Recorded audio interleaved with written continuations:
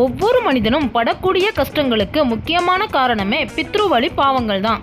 அந்த பாவம் மனிதனோட ஆத்மாவை கஷ்டப்படுத்தி பாவத்தை கழித்து கொள்ளும். ஒவ்வொரு மனிதனுக்கும் துன்பம் எந்த வழியில வேணாலும் வரும்.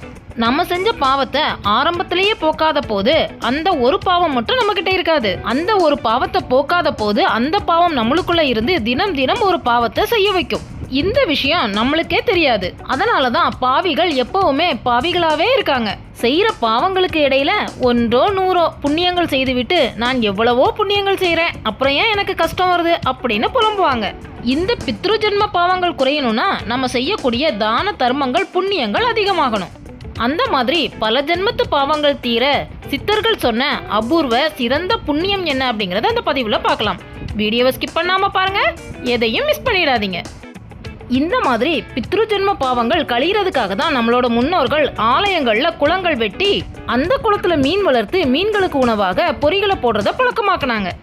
முன்னோர்கள் உண்டாக்குன இந்த பழக்கத்தினால தான் கோயிலுக்கு போகும்போது நிறைய பேர் மீன்களுக்கு பொறி வாங்கி போடுறத பார்த்துருப்போம்.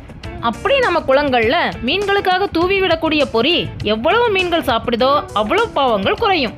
மிகச் சிறந்த பரிகாரத்துல இதுவும் ஒன்று அப்படின்னு சித்தர்கள் சொல்றாங்க. அதனால இந்த பரிகாரத்தை மறந்துடாம மற்றவங்களுக்கும் சொல்லி எல்லாரையும் செய்ய சொல்லுங்க.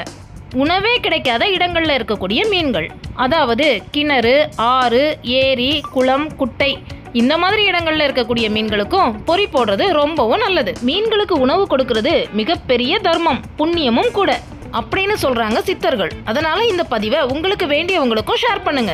அவங்களுக்கும் புண்ணியம் கிடைக்க உதவி பண்ணுங்க. இந்த பதிவு உங்க எல்லாருக்கும் பயனுள்ளதா இருக்கும் நம்புறோம். அடுத்ததா ஒரு நல்ல பதிவோடு சந்திக்கிறோம். நன்றி.